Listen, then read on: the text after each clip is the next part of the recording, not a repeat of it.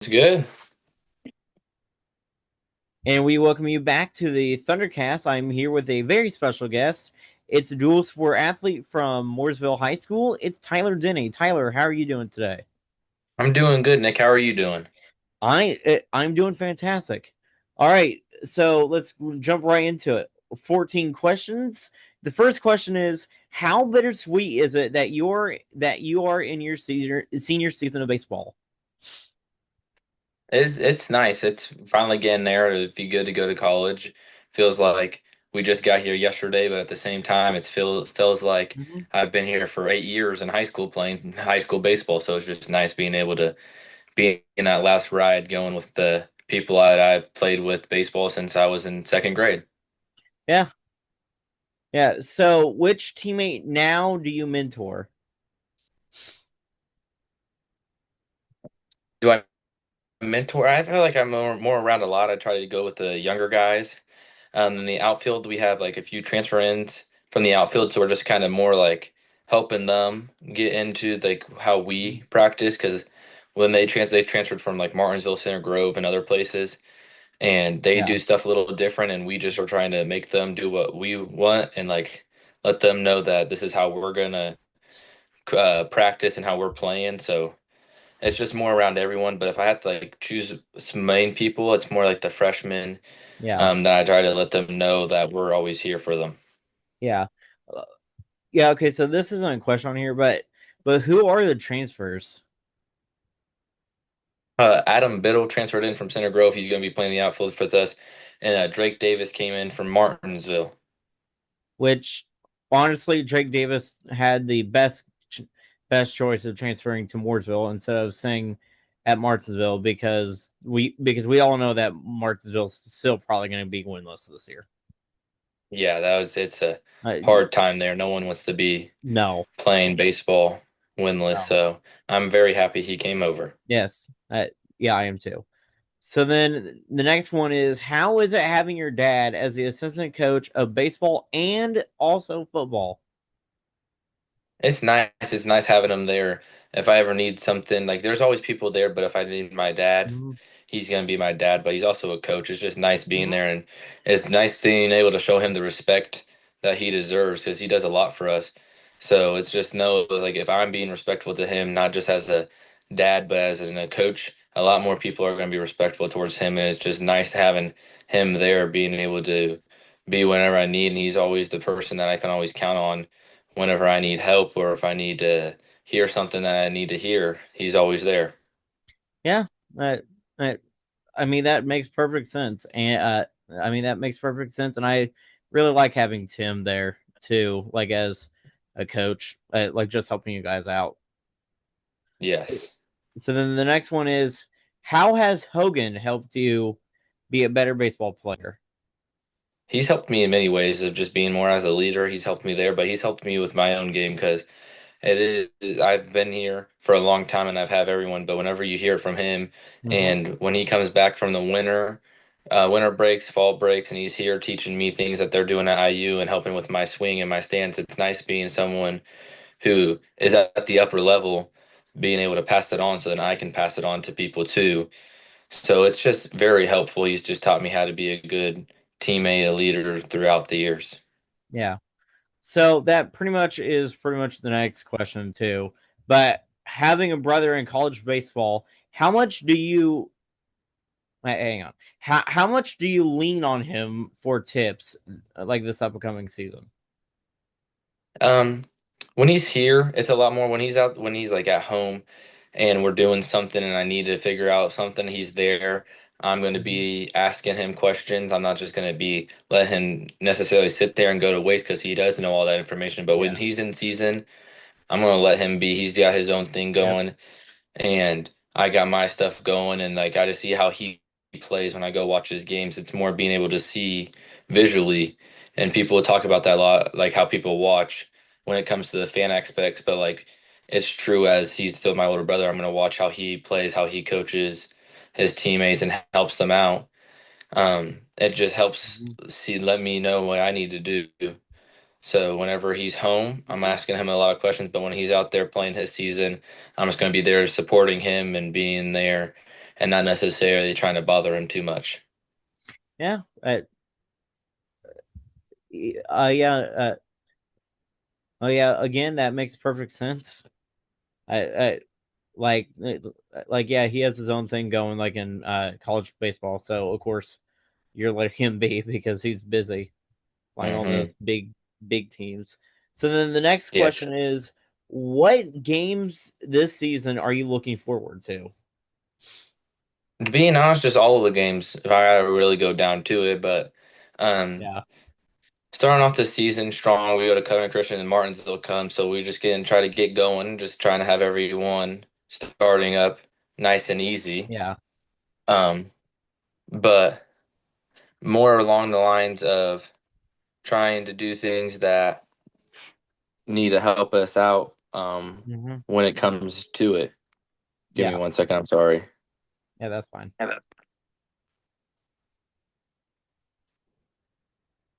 Um, but when we talked about going to we before going to Evansville North, I'm ready to go face them. I know they probably have a lot of seniors go away, Yeah. but I know they have a few of their guys still there. I'm ready to go play against a team who's Hmm. been to state last year. We were state 2 years ago, and we both fell up Yeah. a little short.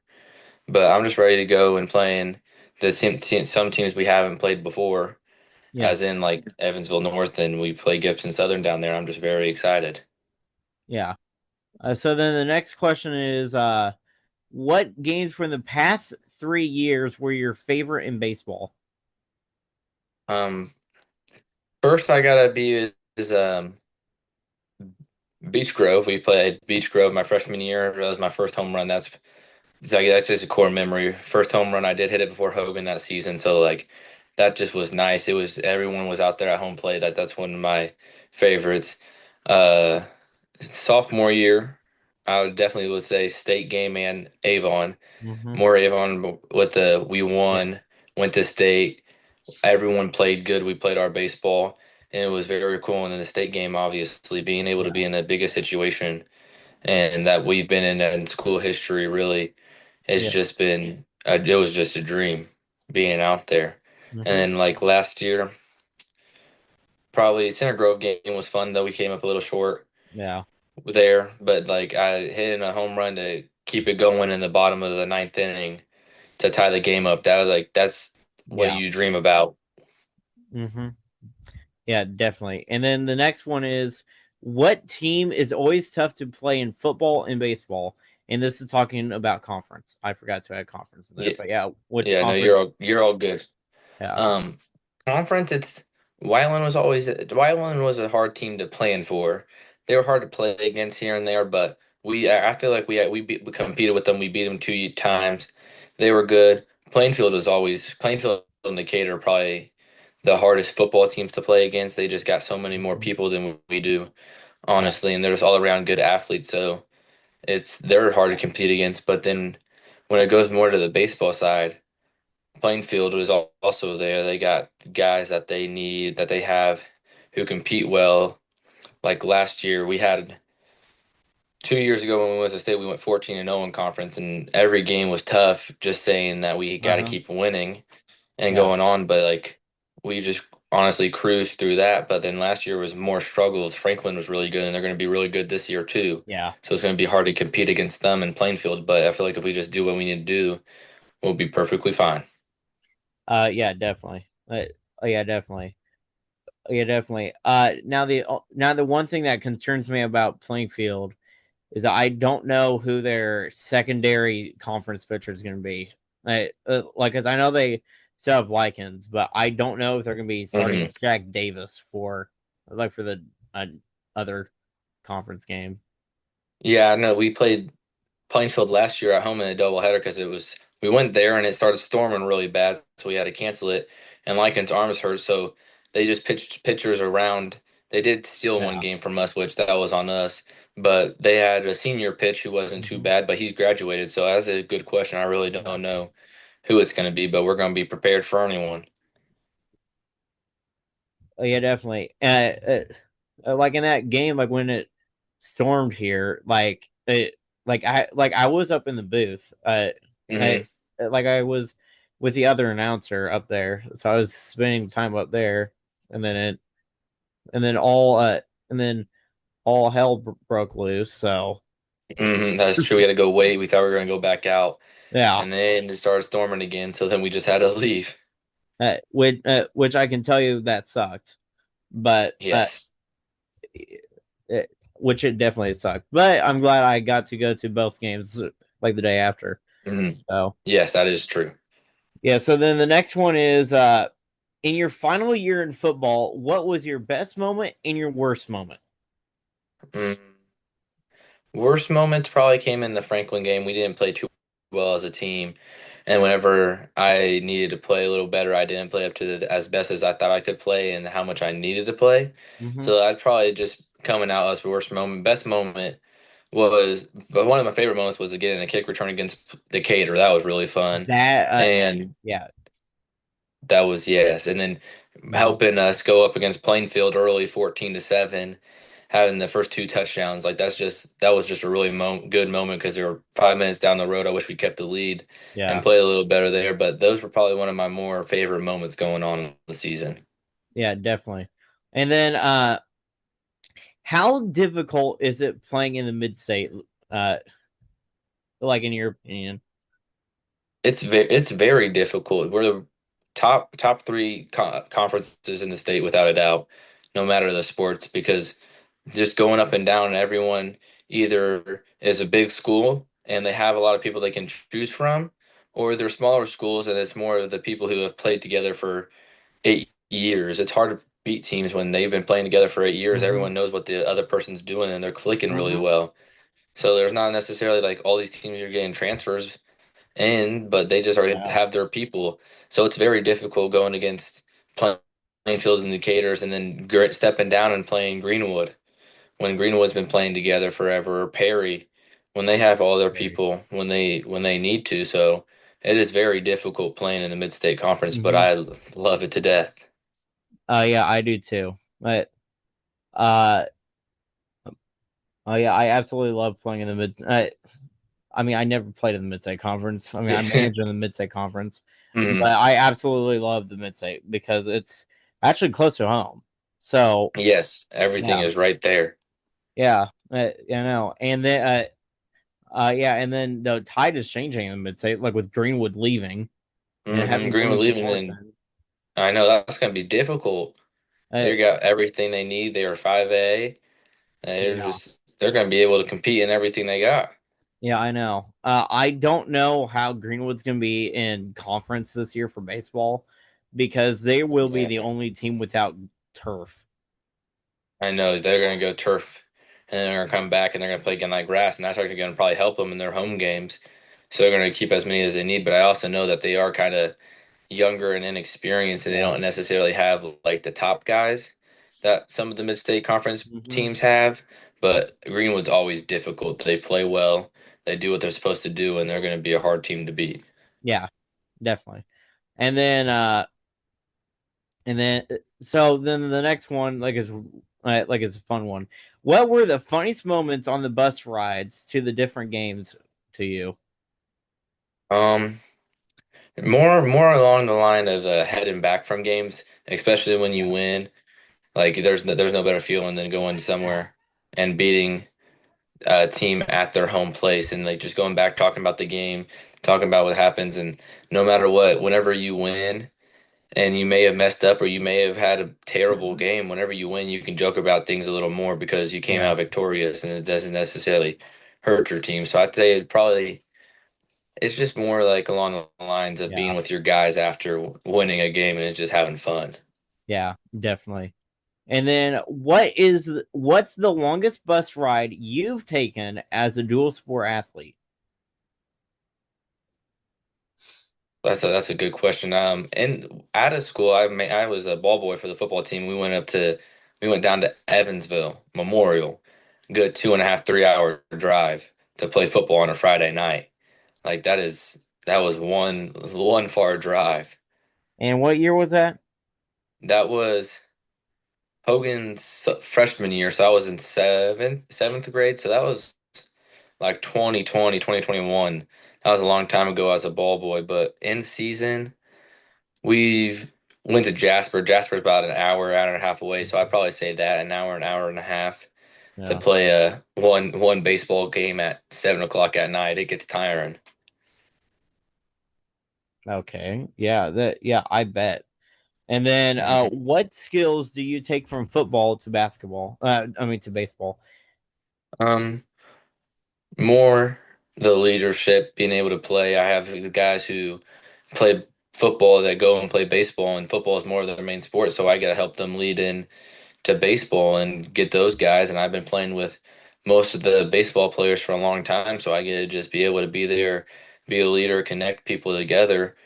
So being more of like a way to teach and a way to go, because whenever it goes on the football field, you don't have your coaches in the middle of a play. Unlike baseball, you're right next to each other. I mean, you are right next to each other, but when you're on the Yeah. 10-yard line and the coaches can't go past the 30, you're right there in the trenches with everyone.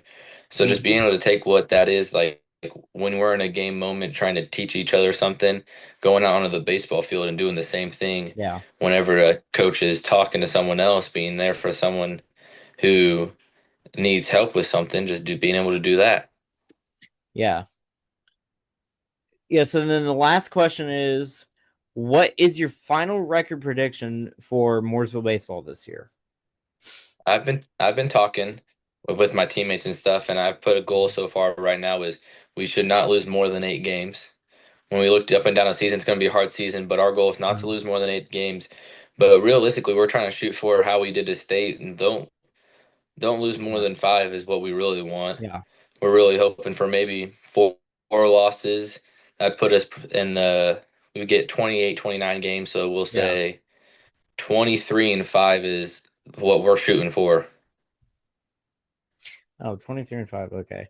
So, Hmm. uh, okay. So I miscalculated like the number of games, like in the like regular season. So my Hmm. my prediction like is like 20-4. 20-4, yeah. Yeah, for That's Mooresville. that's Which right. I That's probably Yeah,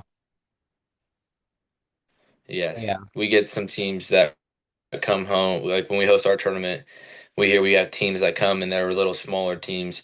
Not saying that they won't be good, but saying that they should be wins that we should be able to get. So like those games that didn't get calculated are there. So we're just yeah, honestly trying to shoot for no more than 5 losses. If we get to eight yeah, losses, us as a team is going to be pretty mad at ourselves, saying more it's more yeah, along a bad season. yeah. Which would now I've never now when I was manager of Plainfield baseball my freshman year, Hmm. I got used to losing because we Yeah. went 6-22 that year, Oh. and I still remember, but but one of our first games, Danville, we were up 18-3, and we still lost like 20-19. Oh. Wow. That is not good at all. That is No, hard. no, and then no, but the very ironic thing is when was that was the last year that we had a Hendricks County tournament, and the first game we played was against Danville, and we like ended up winning. So we won Uh, county that year, but we really didn't. mm, But we really didn't have much games where we had enough time. I mean, not have enough time, but we didn't have much games to win. yes. No, I But get that. and one of the and I always say this, but one of the reasons why I say that like is because of Mother Nature, because we didn't have turf then. And I Yeah. don't and I remember too that season we were supposed to host Franklin, but we hosted them at Franklin because our field Oh. sucked. I mean, our Yeah. field sucked drying. Like, Hmm. uh, like yeah, and like yeah, and then my first time going to Mooresville baseball field, like I burned alive. I think because it was Yeah. really hot out there. But Hmm. Yes. but yeah, Well, that will do it for tonight's episode of the Thundercast. Tyler, thank you for joining, and I don't know when, but hopefully in the next episode we will get a coach for basketball. If not, that's fine, and we will see you next time.